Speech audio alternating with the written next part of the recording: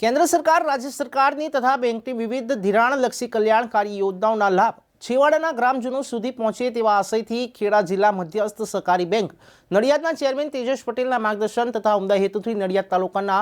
ઉત્તરસંડા મુકામે વિવિધ ધિરાણલક્ષી કલ્યાણકારી યોજના તથા નાણાકીય સાક્ષરતા કેમ્પનું આયોજન કરાયું। આ કાર્યક્રમને વિશેષ સંબોધન કરતા બેંકના ચેરમેન તેજસભાઈ પટેલ દ્વારા દેશના યશસ્વી પ્રધાનમંત્રી અને નરેન્દ્ર મોદીના ભારતના સરકારના પ્રથમ સહકારિતા મંત્રી અમિતભાઈ શાહ જ્યારે ભારતને આત્મનિર્ભર તરફ લઈ જવાના પ્રયાસો કરી રહ્યા છે ત્યારે તેઓએ ખેડૂતો પશુપાલકો યુવાનોને આત્મનિર્ભર સાચો અર્થ સમજાવ્યો હતો। સાથોસાથ દેખાદેખીના યુગમાં એકબીજાની હરીફાઈ કરીને બેંકમાંથી લોન લઈને ખોટા સાધન વસાવવાની જગ્યાએ બેંકમાંથી લીધેલા નાણાંનો ઉપયોગ નાનો મોટો ધંધો કરી આત્મનિર્ભર બનવા માટે તથા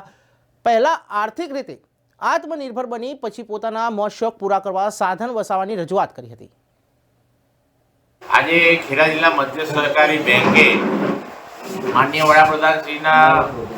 જે આત્મનિર્ભર ભારતની જે પરિકલ્પના છે ગામે ગામ છેવાડાનો માનવી કેવી રીતના સમૃદ્ધ થાય તે વિષયને હાથ ઉપર લીધો છે। ત્યારે માનનીય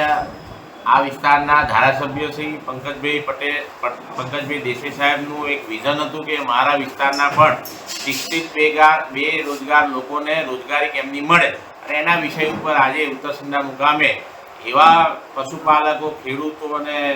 શિક્ષિત બેરોજગાર લોકોનો એક મેળાવડો એક કેમ્પેન કરેલું કે બેંક આવે તમને ઘરે બેઠા લોન આપીને તમે આર્થિક રીતના સમૃદ્ધ થાવ તે વિષયને આજે લીધો હતો।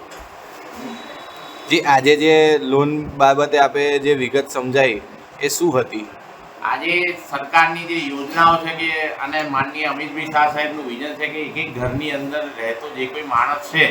એ સહકારી પ્રવૃત્તિ સાથે જોડે અને આર્થિક રીતના સમૃદ્ધ થાય। સહકારથી સમૃદ્ધિની જે પરિકલ્પના છે એના માધ્યમથી નાનામાં નાનો માણસ બેન્કિંગ સુવિધા મેળવી અને આર્થિક રીતના પગભર થાય તો 140 કરોડનો દેશ જો ઉર્જાવંત થાય તો આખા વિશ્વની અંદર પ્રથમ સ્થાન મેળવે એ પરિકલ્પનાને સાકાર કરવા આજે